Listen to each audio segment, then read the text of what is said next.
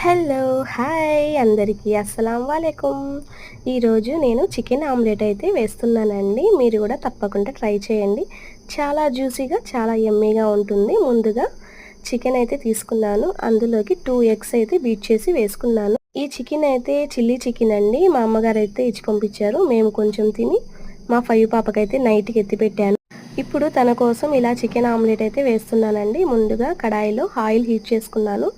Oil heat అయిన వెంటనే ఈ చికెన్ని, ఎగ్‌ని అయితే ఇందులో వేసుకున్నాను. చాలా మంచిగా టేస్ట్ అయితే సూపర్‌గా ఉంటుందండి.